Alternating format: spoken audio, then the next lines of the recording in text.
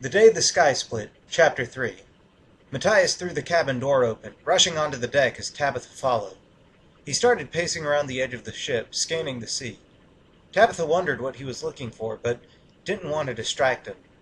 After a few minutes he found it. Tabitha rushed over to see what was going on. It was difficult to view, but she spotted it on the horizon.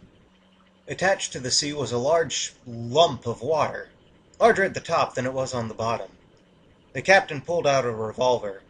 "Cover your ears," he warned Tabitha. As she plugged her ears, he lined up the shot. A loud crack rang through the air, and precisely a second later the globule burst open like a balloon, forming several smaller beads of water. Beads that seemed to stay in place. Some even seemed to float upwards at a slow rate. "Drat!" Matthias yelled as he holstered his gun. "What's going on?" Tabitha asked as she followed him back into the cabin, noticing their footsteps didn't make as much noise as they did before. They rushed back into the cabin as he grabbed one of his instruments. It was a slender glass tube, sealed off at both ends with a large, heavy base. Along its sides were several tick marks, evenly spaced, with a small, wooden ball inside. He slammed his fist on the table, causing the ball to rise about an inch or two as quickly as expected, but its descent was far slower. "That's a gravitometer," the captain said. "Shows me how strong the gravity is. Was acting up a bit earlier, but with ship rides being as bumpy as they are, that's to be expected. However, the descent has been getting steadily slower. Honestly, there's no telling what we're heading towards, but we know gravity won't be working there."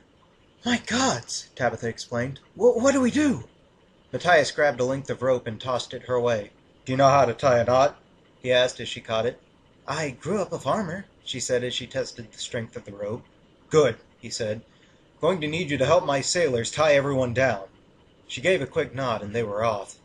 It seemed the ship had been retrofitted to deal with this kind of thing, with seats equipped with metal loops on the arms and legs.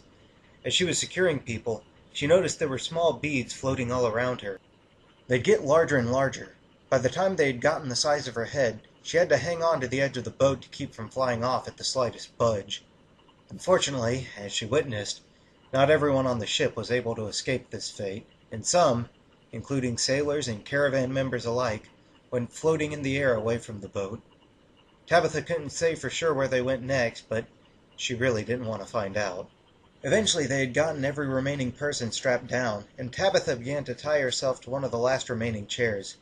After she finished, she looked ahead, and had no idea what to make of the thing that was in front of her.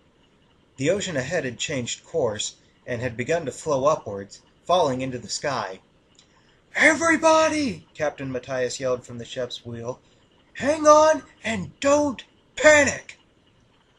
As the ship hit the backwards waterfall, Tabitha couldn't see anything aside from the stilted sky and the dreadful hand.